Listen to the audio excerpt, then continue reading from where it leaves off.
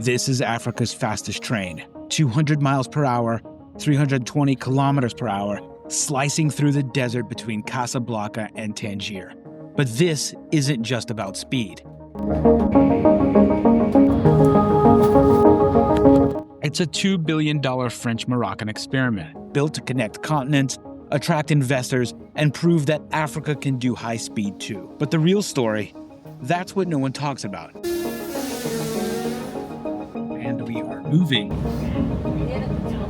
How a train like this fits into a country still struggling with poverty, class divides, and colonial ghosts. So I bought a ticket and filmed everything. The luxury, the surprises, the contradictions. This is what it's like inside Morocco's high-speed bullet train.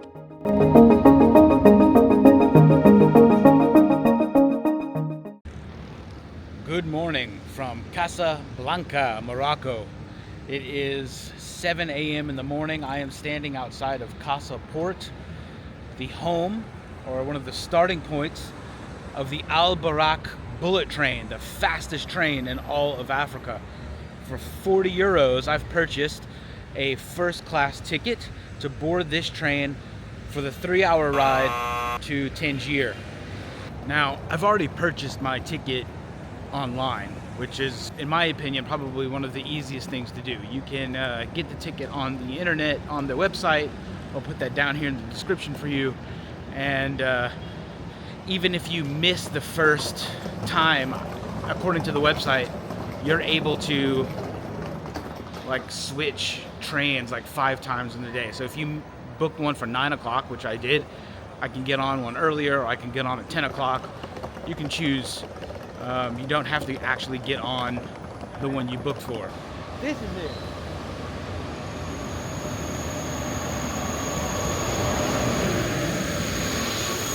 There we go. And I've got to find first class. When most people think of African trains, this isn't what comes to mind. But Morocco's Boraq is in a different league. This thing was built in partnership with France's national rail company and cost over $2 billion. It's part of Morocco's massive push to modernize. They say this train symbolizes a new Africa, one that's fast, connected, and ready for the global stage. It's actually very nice. Look at the trays that come out.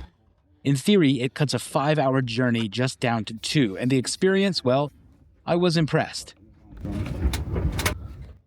But the deeper I looked, the more complicated it got. There's air conditioner. The train will leave in a while. Please pay attention to the closing doors. Air conditioning is good. In the desert. This train doesn't stop in poor towns. In fact, it only stops in 4 cities. That means most Moroccans can't use it even if they wanted to.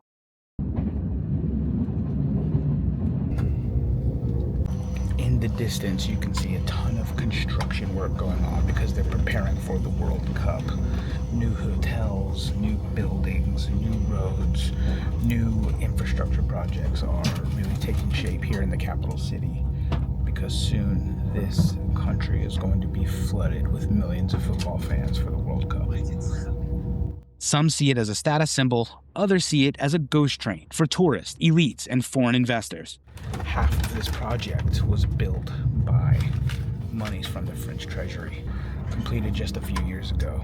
Half the investment was from the French Treasury, the other 35% from the National Railroad Company here, so the King's investment, and the rest of the finances were provided by foreign investors from Saudi Arabia, United Arab Emirates, Turkey, Kuwait. And consider the cost. A round-trip ticket can be over $60 in a country where many people earn $300 a month, especially in the rural areas. So the question is, who is this really for?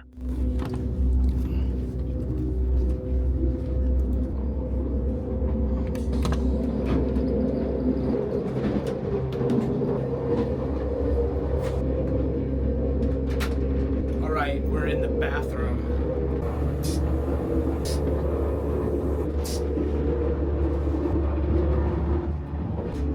Standard bathroom, feels like an airplane bathroom. Oh moving fast now, boy. It's rocking me back and forth. Let's go see what it looks like. It's going to be incredibly loud when I go outside, but at least you'll be able to see some of the footage. Here's the thing. Morocco's railways were originally built by colonial France, and today France is still running the show behind the scenes. For some, that means progress. For others, it's a reminder that this train isn't just about moving fast, it's about who's in the driver's seat. It's a high-speed metaphor. Morocco is racing towards the future, but parts of the past are still dragging behind.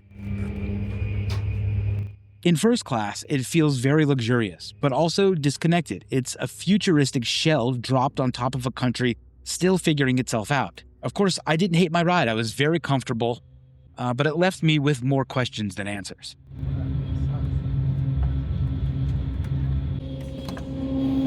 In the viewing car, you can sip a perfectly frothed coffee and bite into a warm croissant, all while staring out at a sweeping panorama of Morocco, where glass towers fade into crumbling facades and high-speed progress blurs past villages and farmland still waiting for running water. It's a window seat to a country developing in fast forward, but not all at the same speed.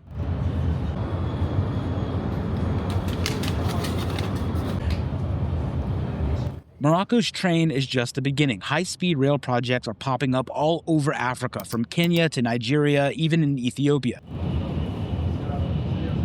And it's not just about speed. This is about power. Who holds the rails gets to shape the future. This is real geopolitics at 200 miles an hour. We are now in Tangier. We did it. That was the fastest train in Africa. So yeah, it might be Africa's fastest train, but maybe the bigger question is, where is this actually going? Where is this taking us? This ride was a window into something bigger than a train. It's about ambition, inequality, identity, and the stories we tell ourselves about progress. If this video made you think differently about Africa, or even your own country, please consider liking, subscribing, follow this channel, as I'm going to cover a lot more stories like this. If you're ever in Morocco and you want to travel at high speeds, this is the train you'll be on, the Boraq.